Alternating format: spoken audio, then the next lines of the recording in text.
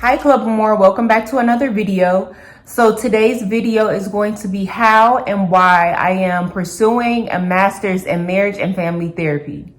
So if you are interested in hearing my story, then stay tuned. So I am pursuing a master's in marriage and family therapy, which is MFT.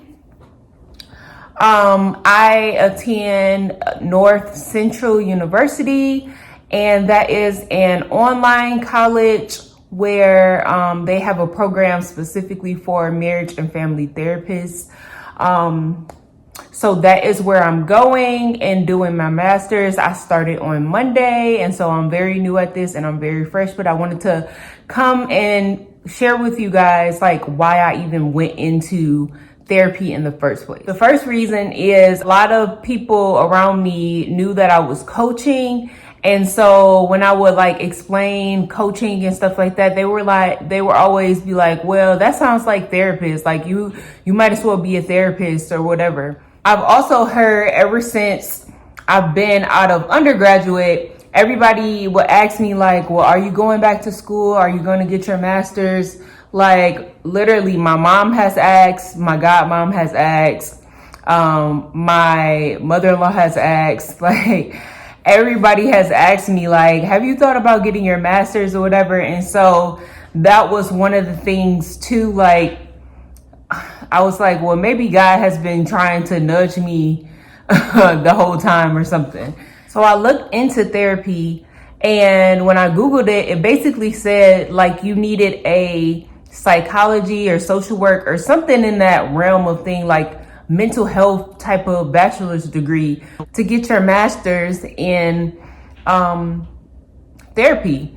And so I basically ruled it out. I was like, okay, well, there you go. I can't do therapy because I don't have a bachelor's in any of like the mental health field. So I guess I can't do it. So after I shut that down, I went to an event called Command the Stage, and one of the ladies there mentioned that she was in school, it was a grad student in marriage and family therapy. And I was like, oh, tell me more basically. And so we ended up talking about it. And she mentioned that I didn't have to have a degree, like a bachelor's degree in a specific field. I could have any degree. I could just apply for the school and they would basically just intake me off of my application, off of my transcripts and all that other stuff. And so that's one thing that just like sparked the whole journey to marriage and family therapy. I didn't even know it was a thing. I just knew that therapy had been brought up. I Googled it and researched about it. I thought I couldn't do it, so I scratched it. Then I went to an event. A lady mentioned that she was in marriage and family therapy. Talked to her about it, and she said I could do it. And so I ended up checking the school out, and I applied for the school. And so I applied and I got in. And so that is how I got into graduate school. But why? Why did I do this track of therapy? So honestly, it was all a God thing. That I'm gonna say that off top. It was really a God thing of why I even went this route, and I felt like He was just guiding me here the entire time, because there were some things in my own self that I could see He is probably trying to change about me through going back to school for therapy. I'm not a real emotional person. I wouldn't call myself a very affectionate or compassionate type person.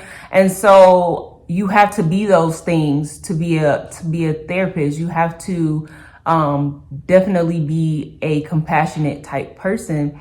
So I think He's like molding my character in those spots that I'm deficient in by me going to school for this. And also, I was coaching women. I had started coaching women to reclaim their life after separation and divorce. And what I noticed through my coaching program is that the niche of women that I am trying to coach, they really need healing, because coaching is kind of just a band-aid if they haven't dealt with the actual trauma of the divorce and separation, the trauma of the marriage, if there was any trauma there, if they haven't dealt with the trauma of their past, because some of us get into these relationships, get into these marriages, and it's like, why do we even get in this in the first place? Like, we need to go back before the marriage and figure out why we even chose this person in the first place, why we even ended up here. And so dealing with women who were in toxic marriages and had to deal with like really toxic separations and divorces and stuff, we have to go and deal with that trauma and deal with that group. And coaching for that niche of women really was just a band-aid. Another reason I feel like God guided me to therapy, and marriage and family therapy specifically, is because my interest in marriage. So I have a huge interest in relationships, in marriages, in healthy marriages, in godly marriages, all of that, like everything marriage I am obsessed with. And so like this was like a perfect career, because it's like I have this huge interest in this field. I want to coach and help women who are dealing with issues in separation and divorce, and issues in marriage, or being able to help them to guide them to godly relationships and godly marriages. Just everything about relationships, everything about marriages. So I believe that is also why God guided me to this route.